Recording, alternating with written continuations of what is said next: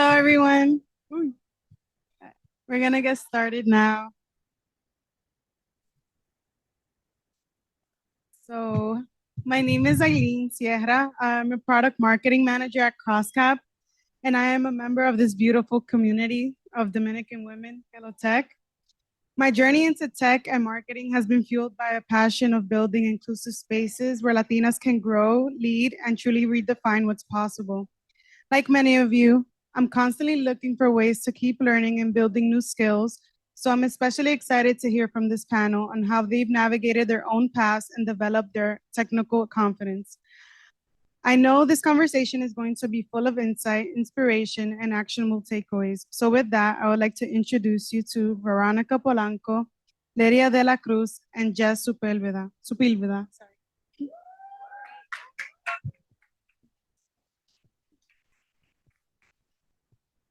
So I would like to start with a few introductions. Can you share a bit about your background and your journey? Hola a todos, encantada. My journey started off in finance. I was an analyst at Bank of America for a year and a half.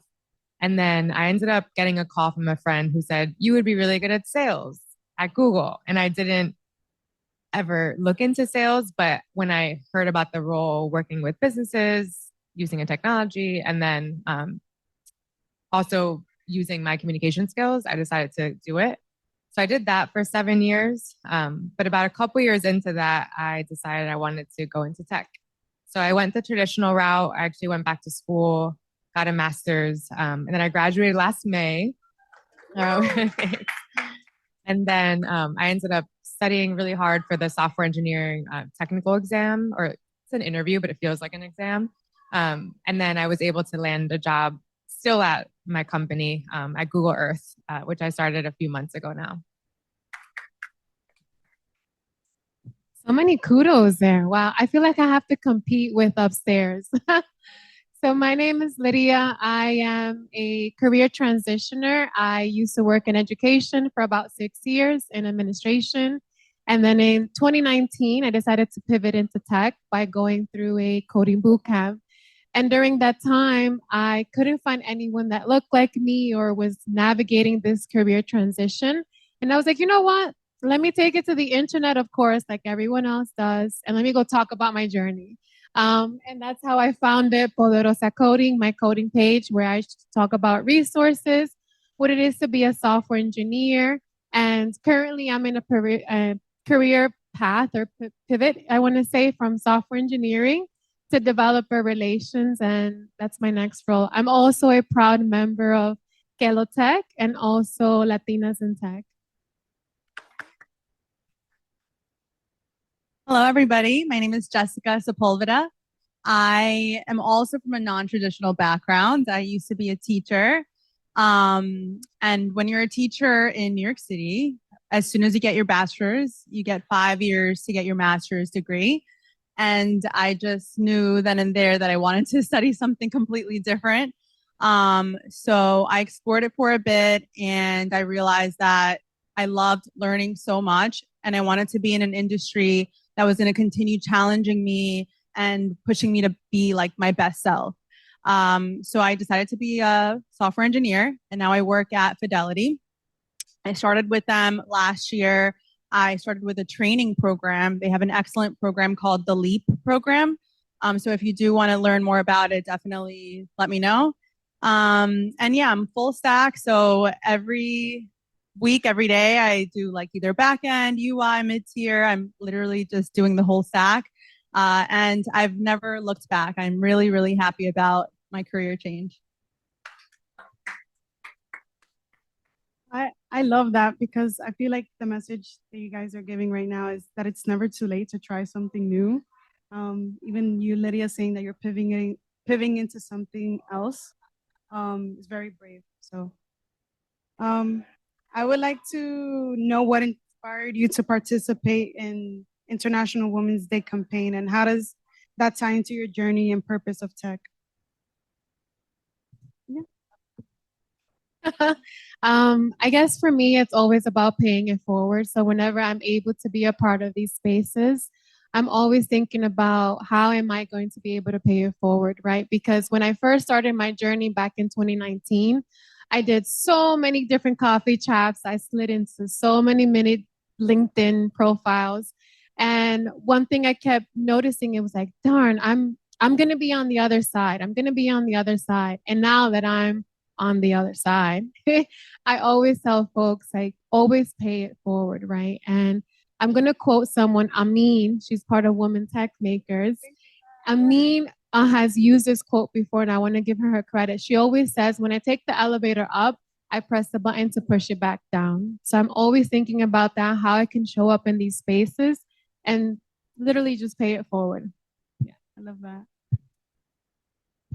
For me, I've been a hermit for like 4 years. I was doing full-time job, studying for my master's, and I don't want to glorify it. Like I was spending a lot of time alone, right? Like working on different projects, just sitting at my computer. And I reached a point where I had to prioritize my career and then also this huge journey that I was going on, but then also making time for my family and friends. So networking was out the window. I don't think I've been to a cross networking event in like 7 years. So I think what I'm teaching myself is, yes, get the goal, do the thing, like be a SWE, but also look away from the computer, like look outside of that and see how you can continue to build things that are really, really important. I don't know if this happens to y'all, but when you're working in tech and there's so much more to learn, there could be that feeling of, well, why would I do that coffee chat? I'm different from Lidia. I'm like, yo no tengo tiempo para eso, you know? But now I'm trying to realize like it's important regardless to make time for these experiences, because I never thought I'd be in a room with other Latinos in tech, other Dominicans in tech. It's really special. I think for me, I realized throughout my careers, right, since teaching and now, that one of the most important things for me is to help other people. And that was like my motivator for doing even better and bigger things in my life. So I always think, okay, well, how can I gain more skills and gain more knowledge, and then come to these talks or even just to a friend and be able to explain to them how to get from point A to point B. I did have the opportunity to work at General Assembly as like an in-between job between teaching and being a software engineer. And I met such amazing people that were also trying to change careers. And I realized that there's such an opportunity to have these events, pay it forward, talk to people, explain to them like how to, it's really a momentum. So it's such a big part of your career and your success.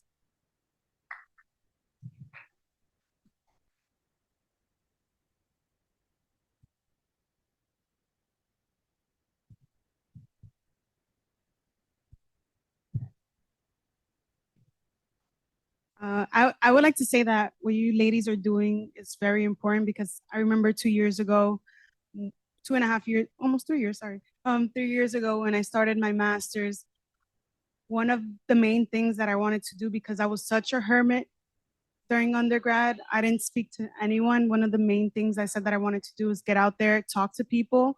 And one of the main things I did is I went on LinkedIn and I looked at people that looked like me, because I wanted to follow people that looked like me, because I know at that time I was like, oh, this is hard. I don't know if I can make it, but I know if someone who looks like me was able to do it, then they're already paving the way and it's possible. So don't be a hermit. Building technical skills takes confidence and commitment. Was there a moment professionally or personally when you realized your own potential and started to lean into your growth? When you realized your own potential was? When you realized your own potential and started to lean into growth. I think for me personally, it comes in waves, right? In stages. The first time I realized my potential was, let's say, when I was interviewing and I can speak to people and kind of understand like where the needs are and how I can help and how I can use my skills to do that job. But then when you get into the job, there's a different wave and there's a next challenge. And then you start kind of like making your way through that and realizing, okay, well, I have so much more to learn, but I got this. And you just keep taking those baby steps to get through that next hurdle. And then you see again, like your next potential. So that's kind of where I am right now. I've been just experiencing the waves. First, it's the first wave, then the second. And, you know, I know that there's going to be more to come.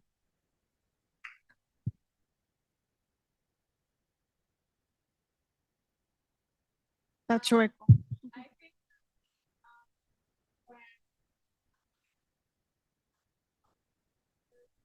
Software engineer role in 2021. And I'm like, shit, man, they're paying me to do this. Okay, whoa, I gotta figure this out. And I was in a room with folks who were so experienced. I'm talking about 12, 25 years, you name it. And I'm over here like, all right, they pay me. I gotta learn how to do this, right? And I think for me, what I realized is that moment and what I kept looking back at my coding bootcamp journal, my coding bootcamp assignments. And I was like, oh, if I was able to do that then, and now I'm getting paid for this to do this, then hell yeah, I can do it. There's no way that I cannot do this, right? And I think for me, a really great moment, I had such a good manager. Till this day, I haven't experienced someone like him. He was so humble and such an ally. And he's like, Lydia, we don't know anything. Like, none of us know anything. Like, we're showing up and we're figuring out, and that's okay. He's like, did you get paid on Friday? I was like, absolutely, I did. And he's like, so I don't understand. Stop your fears. And I just leaned into that moment. I was like, okay, this is what I need. If I'm here now, then I'm doing the thing, and continue to reflect on where I started and where I am now. And that's what literally just propelled my journey from there.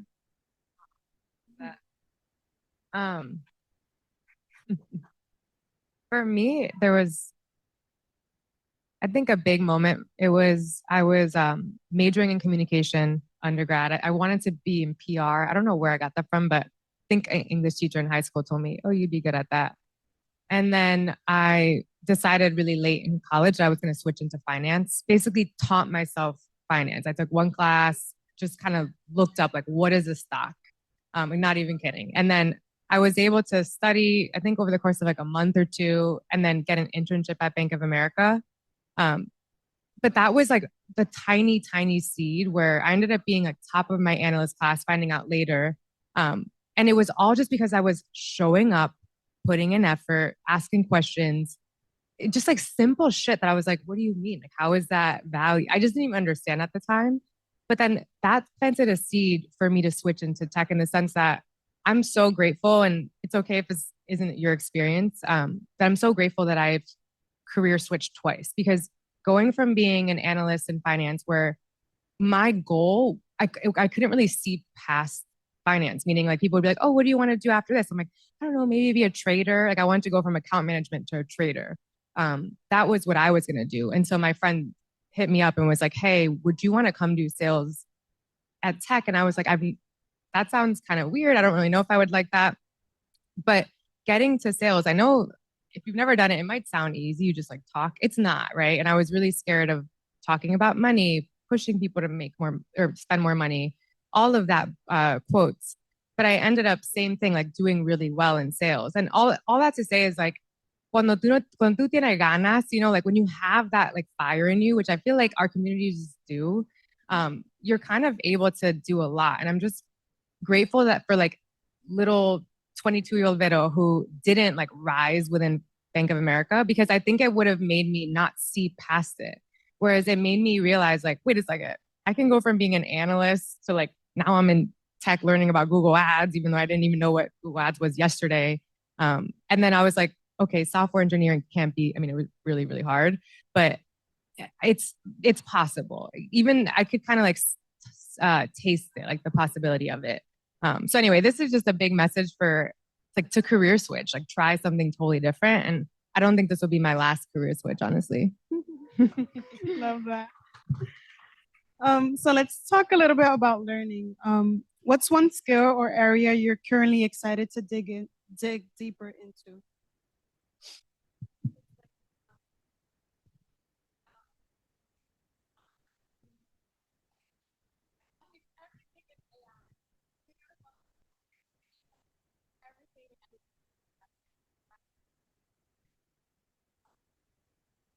For a company, and it's already reaching those sectors. So I'm really excited to just dive into that space and build and get like hands-on experience. Currently learning Python, and yeah, just ride this next wave of technology, which is AI. Yeah, I think for me it comes in twofold. There's definitely the technical skill part that's very important in our careers, and like I'm a huge proponent in you should never stop learning. So if AI is the next best thing, then get on that, learn it, and do what you got to do to like make your job easier, better, and more successful. But as me personally, I love learning. Like that's just like the essence of what makes me excited about things in life.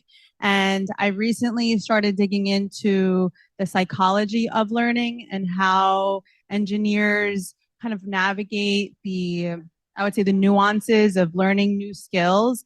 And I do feel like there is a big part of our brains that we have to train or at least recognize in order to feel validated. Like, for example, there's a lot of like this imposter syndrome, right? And everyone talks about it.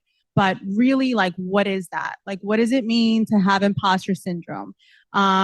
Do we feel like there's an area that we can explore and think, hey, can we actually dive into these challenges like in a more, I guess, like specific way that psychologists have already studied, that they're like, oh, actually, like you're dealing with this challenge because when you're learning a new skill, there's a thing called cognitive overload. And this is what that means. And this is why you're feeling this way. So that's one of the things that I've been diving into, and I absolutely love it. And, every time I'm like, shit, like this is so hard, or why am I struggling? Why am I so overwhelmed? I dive into that feeling and I try to learn more about it. And then I feel validated because some researcher out there has already studied it and they're like, hey, you're not alone. This is completely normal. Like people go through this all the time. And then just trying to make those ties with adult learning, right? And I feel like if you're a new learner trying to gather new skills, dive a little deeper into like what those mental challenges are, what they feel like. And I really feel like it'll help you. Plus one to AI. Google now has over 100 agents, which is really cool. Some of them external, some of them internal that we use.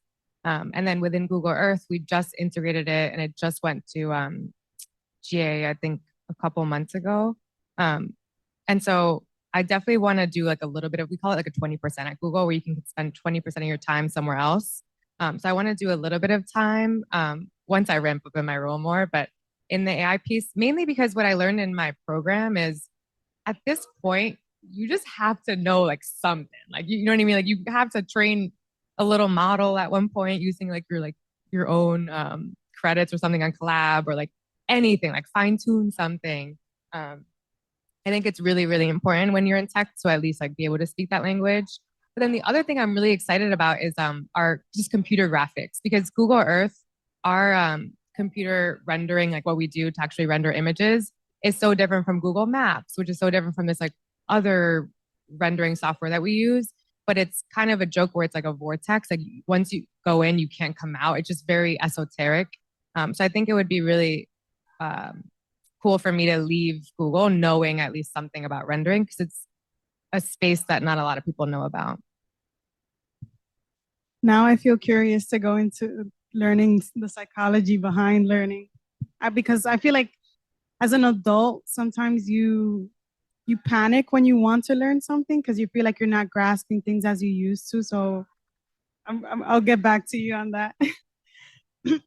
There's so much to learn in tech. How do you decide where to focus your energy and what's worth your time?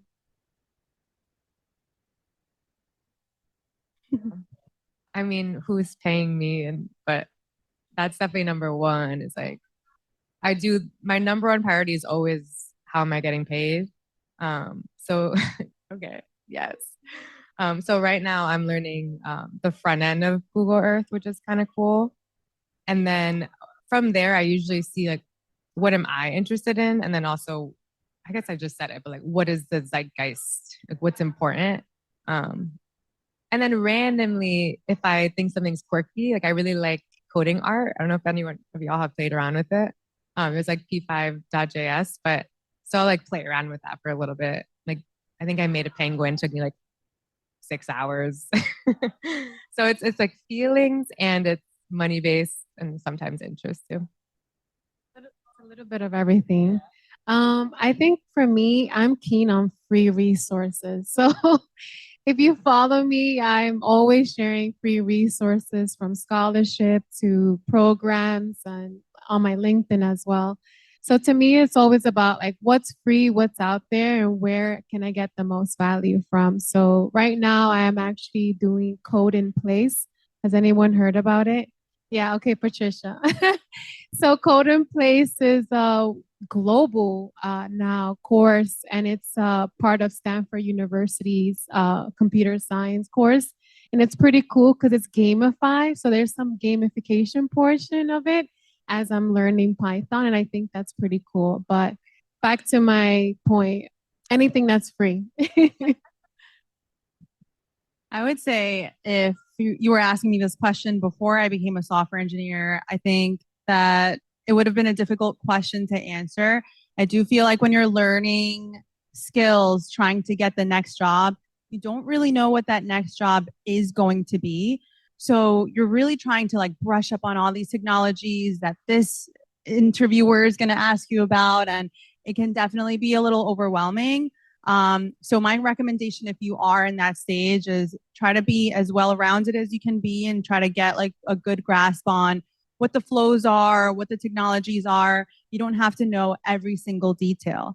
But now if you're past that stage and you're like me right now, so I mentioned I was a full stack engineer, and I definitely felt like the overwhelmingness of it at the beginning of my job, because one sprint I'm doing back end and I'm literally working with database tables and I have to learn everything about that. And then the next sprint I'm doing like UI tweaks and like, fixing a button or whatever. And, but everything has its own level of complexity. So if you do have the opportunity to choose like what you focus on early on in the career, even if you're full stack, maybe you can try only to do back end for some time and ask your manager if that's okay. So you can get like a good foundation, and then you can slowly start to pivot or make your way like across the next levels. I didn't really get that opportunity, so I was just kind of like trying to make sure that I got, a grasp on everything, because when there's work, and you just got to get it done. But I would say just being very open about where you're at and where you want to be with your coworkers, with your manager. Like, don't be afraid of being judged. Like, it's okay. Like, you're in a learning stage. It's fine to be new. And I even know engineers and my tech leads who have been working for over 20 years, and they still ask questions and they still say they don't know and they need help, they need support. So hone into that. It's a skills-based profession. Like, that's the whole point. Thank you. We know life gets busy. So how do you personally make the time to keep learning and improving your technical skills? So balancing work, life, family, school. How do you navigate that? I rely heavily on my calendar. So my friends know if it's not on my calendar, it's not happening. So my love language is sending me a calendar invite. So my friends know that. Also, just finding outlets where I don't really have to use my mind and I use my body, which means salsa dancing. That's my outlet. I'm a salsa dancer. So I got into salsa dancing because of my culture. I love it, and it's just a great atmosphere. But it was a place where I didn't have to look at a screen. I was away from a screen for 2 hours, and I can just move my body and listen to music and not have to talk. It was the perfect, ideal outlet for me that I can just step away and just go into a whole different zone. But most definitely, I think for me is my calendar. I block out time for studying. I block out time for social networking and etc. And that's just kind of how like I manage my life. I would agree. Before the pandemic, before going back to school, I was out in these streets. Like I was always I was just always out. Like I was at a happy hour. Like my weekends were filled. There was a dinner, there was a birthday party. I was, whatever it is. And then somehow I would say things like, oh, I don't have time for that. And then so I think for me it was calling my own bullshit out of like, how do you have your whole week filled with these social activities, which are important to you because of friends, coworkers, family, fine. But I think I was over indexing for a lot of my younger life on like just socializing, to be honest. So for me, it took a lot of self-reflection on like what's important to me. And I still have to do it to this day. Like when someone's like, can we go to dinner? Let's do coffee. People are always asking to go to coffee. I'm like, no, so if I fill my whole calendar with that stuff, I won't really learn. So I do very similar. I use this app called To Do. It's spelled like TEUXDEUX. But basically, I brain dump everything that's important to me, and then on Sundays I calendar block.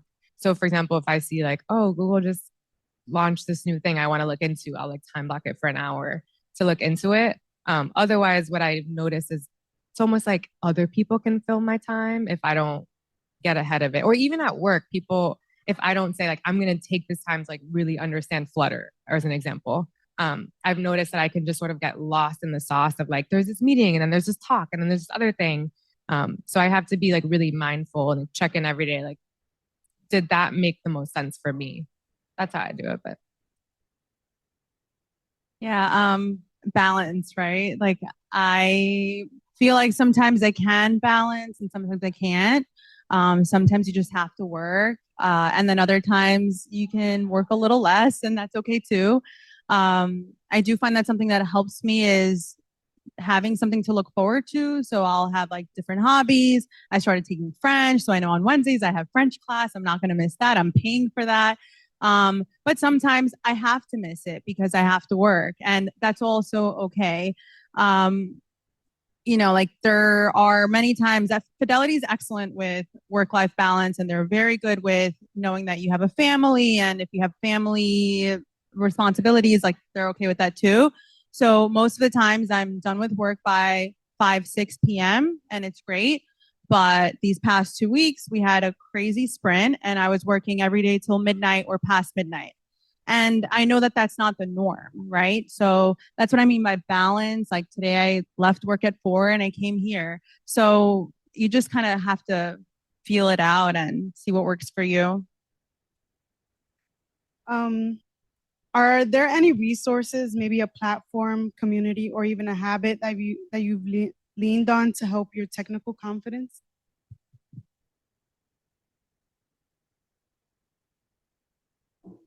I would say technical wise, I would say I had 2 big communities. I mentioned I worked at General Assembly and I think they have an excellent technical program. So I was able to take one of their courses while I was working there, and it helped me a ton with getting my job now. And then also I really liked Code Academy. I think they have a really cool, like fully fleshed plan, and I know that for some of the things you do have to pay for it, but it's very interactive and easy to work with. And non-technical wise, I would say communities like these. I really feel like it's always who you know that will get you that next opportunity. So when you click with somebody, that will make the magic happen. So definitely continue coming to these events. Yeah, that's a good question. Honestly, when you asked that, the first thing I thought about was Instagram. I was like, wait, who do I follow on Instagram? Because you find yourself like scrolling and scrolling. But then if I find a content creator that's technical and she's making a reel about something technical, I'm like, ooh, let me stay on here real quick. So most of the time it's that lady Dev Kadeja. She's currently at GitHub. I love her content. Recently I was telling Patricia about Ale Codes, who goes by Pika Codes. But in terms of actual platforms, I really do like Kaggle. Also, I think it's called EDX as well. I like platforms similar to Code Academy where it's theory but also practice. So they give you the sandbox. It's not like you're reading all this heavy text and it's like, all right, like when am I going to code? And they have the built-in sandbox. So those are my examples. Yeah, I actually found Lydia through Instagram. I think I was searching for, I don't even know, maybe like Latinas who code or something. And then I found her a couple years ago. We were just stalking her over the couple years until she followed me back or something. I don't know. But yeah, it's definitely Instagram. My first course I ever took, well, my first and foremost community was at Google through our ERG program. But I started doing product inclusion, which I really appreciated. And that's how I learned a lot about the tech side of Google. But then my first course was, I don't even know if people use Coursera anymore, but it was on Coursera. It was Penn's like computational thinking course, which I really liked because I had never thought that way. And then I did, over the years, I supplemented a lot of my schooling with YouTube, which I know I'm biased, but I still go on YouTube. I'm like, what's Flutter? Even though Google made Flutter, but I'm like, help me. And then I use like Udemy for certain languages. I use LLMs all the time now. I feel like they're all my best friends. I'm like, Claude's for this, GPT's for this, and this is for Gemini. And I was gonna say, oh yeah, and then when I was studying for the software engineer interview, there's this website, I think it's called Exponent, but you can actually do mock interviews with randos across the world. So you would just like hop on at 4 p.m. together and give each other mock interviews. That really helped me. So I leaned on that community a lot. So I see the common topic here was community. What community, whether online, at work, or through organizations, shaped your learning journey or supported your goals?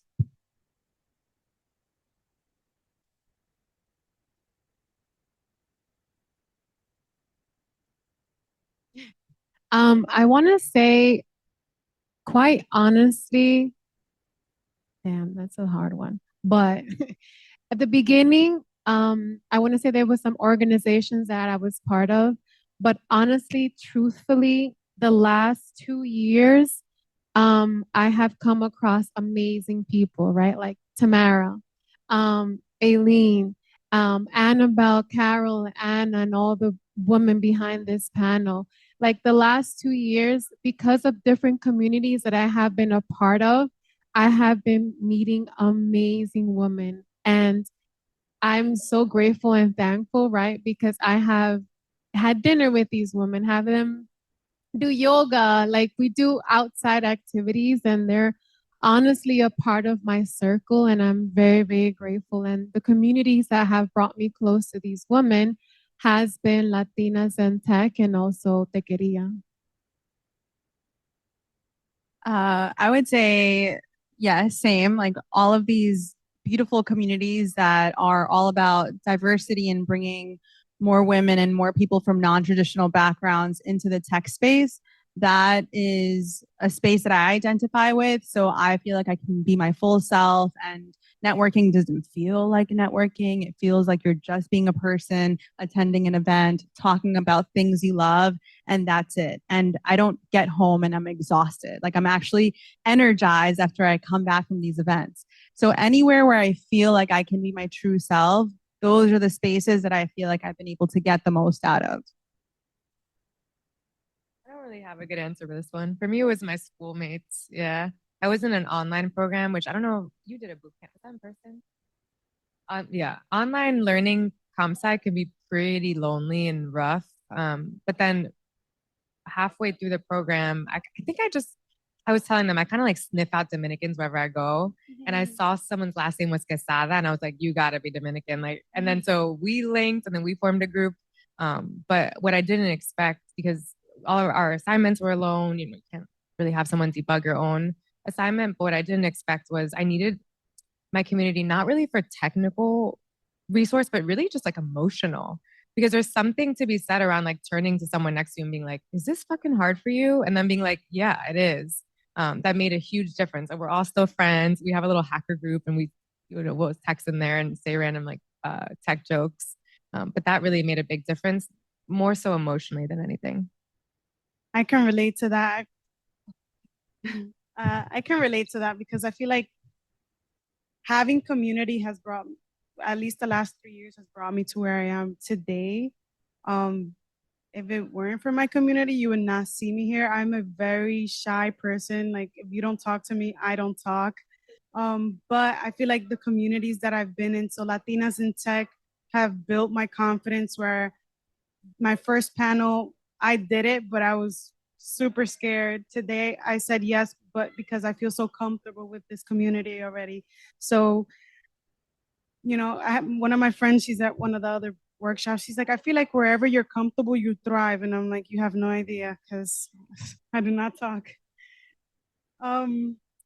What's one thing you want Latinas coming into to the tech space to know about technical skills and staying the course? I think the big thing I've been thinking about is how dynamic we all are. We're still kind of thinking in careers, like what do you want to do as a career? And I think we should be thinking about, like, if you could do anything, what would you do? And for me, I would spend like 2 days doing tech, 2 days making art, 2 days salsa dancing, writing. What I'm trying to say is I think we're all a lot more dynamic and capable than we're even aware of. And a big question I had throughout the whole time, and my partner's here and he knows, like, even throughout the interviewing process, there was always a question of, like, am I good enough? Like, can I actually do this? When I started to when I was, I mean, I'm not even done with this journey, but I guess when I was getting the job. And I think my biggest learning from all of this is, like, you can do whatever the fuck you want. And sometimes people at work might graciously say, like, oh my gosh, you're like a Renaissance woman because you can do sales and you can do engineering. But I truly believe, like, we can all do both. And so, but it's like these limits that we set on ourselves, not because of ourselves, but because of society. And even the way we think about things, like in choosing a major when you're 18 and that's your career. I think that's my thing, is redefining possible to me means, like, trying out a lot of things, and not limiting yourself to one story of who you are. I don't know if I can top that, Vero. That was so good. I felt like you were just talking to me. But yeah, I think I echo the same thing. Like, we're amazing human beings. We have so many different skills and we have lived experiences, and they can all we can just transition in a way. So yeah. I feel like for me, this question hits home, because when I think of being a woman in tech, being a Latina in tech, I always think about my roots. And I think about when I go through weird, horrible challenges and I'm like, am I good enough? Am I going to be able to get through this? I always think about my mom. My mom is, for me, the main motivator for getting through those challenges, and knowing that if she was able to do it, I can also do it. And, you know, like, that's just like my daily reminder. So yeah, I mean, that's just for me, like, it's just all about your roots. Like, we all come from different backgrounds. Our families have had different types of challenges, and they struggled and they fucking made it. So you can too. I mean, look at us now. We're on the 74th floor of the World Trade Center, living our ancestors' wildest dreams. I spoke to my mom today. I told her I was doing. She's like, "Ay, mija, Dios te bendiga." And it's just like, though, I feel like it's all worth it because of small things like that. Like, my parents work so hard to push me to get to where I am. So I feel good anytime I'm doing, just to get a response like that, me llena el alma. So. Looking back, what's one thing you wish you could tell your younger self when you were starting out?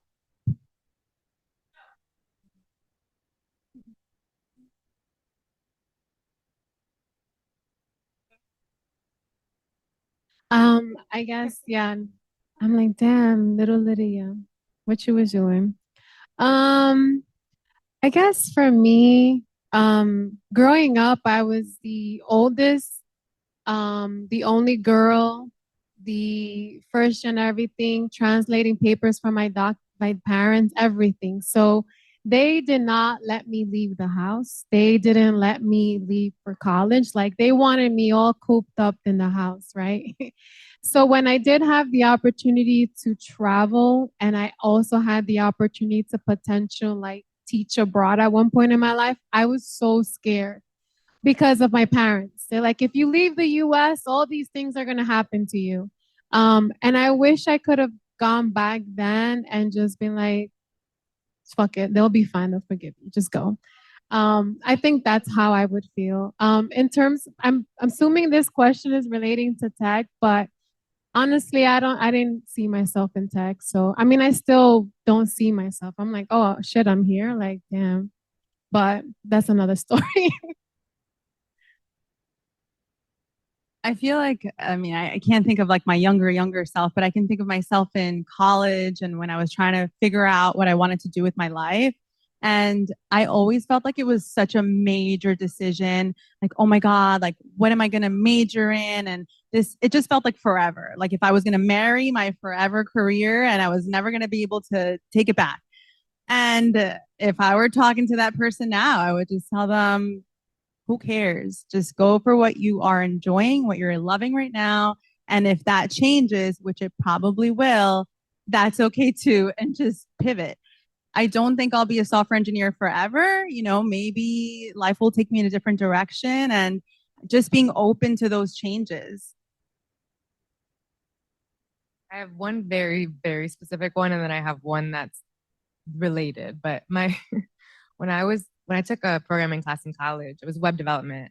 And I remember I was curious if I would like it. And I remember someone being like, oh, would you want to do this? And I was like, I don't want to work in front of a computer all day. Girl, that's exactly what I did. When I was in finance, worked in front of a computer all day. When I was in sales, worked in front of a computer. That's very, very specific, but I just didn't really know like what working would be like.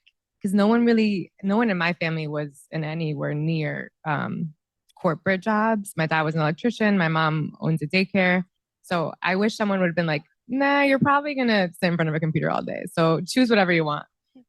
That's one. And then another one, while we're getting real, is my entire family has full blown ADD. So I just never learned how to learn until my master's when I was in my late 20s. And I was struggling so hard through it when people would be like, oh, that assignment took me 4 hours. I'm like, you could focus for 4 hours. I couldn't focus at all. When I was in high school, barely in college, I have two older brothers. They barely graduated high school. Both kind of had to like get a GED later. So I just wish there was someone that could kind of notice that or like tap me into like, I wish I could go to her and be like, you struggle with focusing. It's going to be kind of hard, but you can do it. And there's a lot of practical things that you can do. Whereas my family, you know, I come from a family that has a lot of ideas and dreams, but not a lot of execution. Like lo amo mucho, you know, like they're amazing. So I kind of had to teach myself how to like, what would it mean like to actually not just dream, but like do it. And that a lot of it was related to ADD, honestly. I remember when I was growing up, I always knew like I wanted to get a master's. I always knew I wanted to work a specific job and so on. Pero yo lo veía como tan lejos. Like I never thought that I would actually be able to get there. I feel like if I can talk to myself from back then, I'll be like, girl, you can do whatever you want. Because I feel like I had like this chip of I got lucky each step of the way, and it's not like that. I put in the work and I deserve to do what it is that I'm doing. To close out, I know I usually come to panels to fill my cup. I feel like I always leave with something more than when I walked in the door. What's one message or reminder you hope the audience walks away with today about growth or possibility?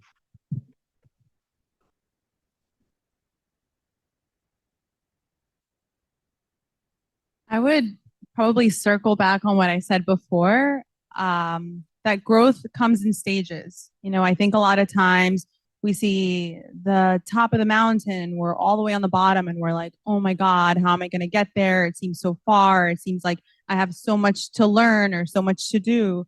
But if you just think about it by stages and just take it one step at a time, it's much more doable and you can make it, you can get there. Yeah, I think for me, connect with people, network, find someone here, right? So I mentioned that the last 2 years have been so authentic and dear to my heart because I have met amazing women in my life by being in these rooms, right? And those women have opened doors for me and speak my name in rooms when I'm not present. And I am so honored to be a part of their lives. So I just always tell folks, like, connect and meet with someone. You just never know who you're going to meet and how much of help or influence that person can be for you. Mine would be to explore, like have fun, learn. One of my biggest insecurities is spreading myself too thin, back to the ADD thing, but like among things I'm interested in. But I don't know, I have like a lust for life. There's just like so much that's interesting to me. And what I realized along the way is like, I'm not even kidding. I'm pretty sure that coding has made me a better dancer and that sales has made me a better coder. And like making art has made me, a better writer. It's just, I think it all ends up connected along the way. And if I would just like stick to like one thing all the time, I would feel like really rigid or like other things are a waste of time. But I'm finding, I don't know, like my partner and my parents, like we're doing like National Poetry Month. We're writing a poem every day as a challenge. And like I'm writing poetry is like helping me in other parts of my life. So it's just like go after it and try whatever the fuck you want. Like if you're ever like, oh, I've always wanted to do pottery, like do it. Thank you, ladies. We have a few minutes for questions. Yeah. If anyone wants to ask these amazing ladies any questions.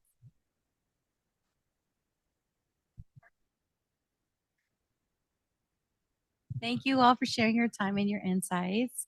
You mentioned using Claude and Gemini, and each of you has kind of referenced tools that you might be using. So just curious if you could dig in a little bit more. What are you using them for? And if you guys have your own sort of AI or other sort of board of directors that you rely on, just curious what they are and how you use them. First of all, I feel like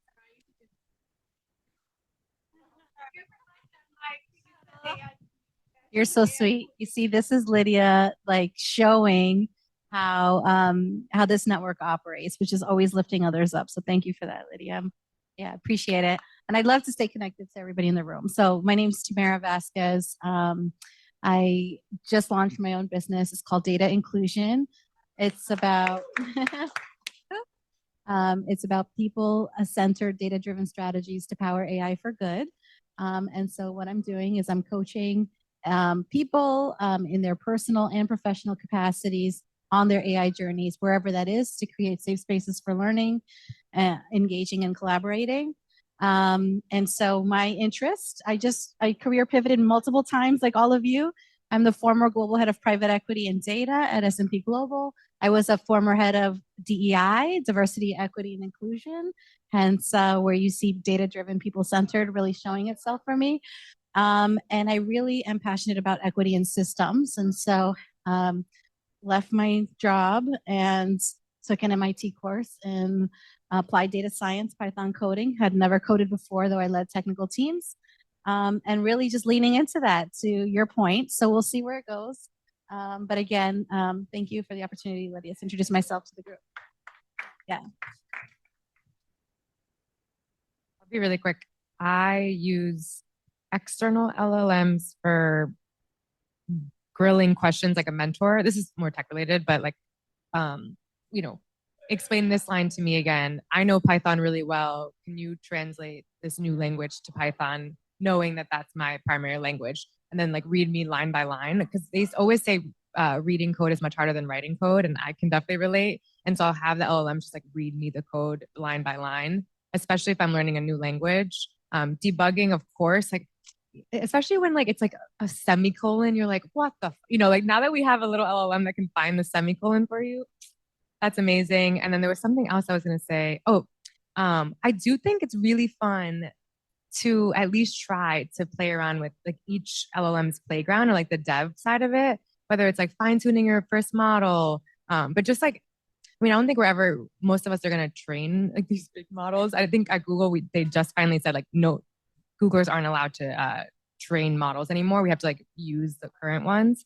But yeah, I think that's really important, is like knowing not just like how to prompt, but like actually how to fine tune them. I'll be real quick. I use Notebook LM. I love the podcast feature. So it creates this conversation based on the subject and what you feed it. So I'm currently in the job search. So I feed it the about us of the company, the product, and the use cases. I ask it questions, and then it turns into a podcast episode. So if I'm running, walking, driving, I'm constantly hearing this podcast episode, and at the same time, I'm learning about the company. At my job, we have Copilot as like the enterprise AI that we're able to use. It's pretty slow, but it helps. And I use it mostly for CSS because I need to just get other work to get done. And usually it's very good with CSS. But that's really it. Yeah. Last thing is, I met someone at DeepMind who was saying like communicating science is so important. And I truly believe that's true. But at the same time, it can be time consuming and annoying. So one thing I did for like when I'm working on a project is let's say it was like a data science project, I'll then feed it like everything, like here are our learnings, and then basically write an article on it. Because I don't know, I believe like if you're not going to share what you learn, it's not that valuable, or like it's valuable to you. But oftentimes white papers and like sharing is how other people learn too. Thank you, everyone, for listening to our panel. Give a round to these lovely ladies. Good job, y'all. So we're going to have our dancer here. She's going to be doing some awesome things in this room. So P, do your thing. And then 7:32, be back here by like 7:36. Give yourself like 3-5 minutes. And then we're going to have a dance right here. So stay tuned.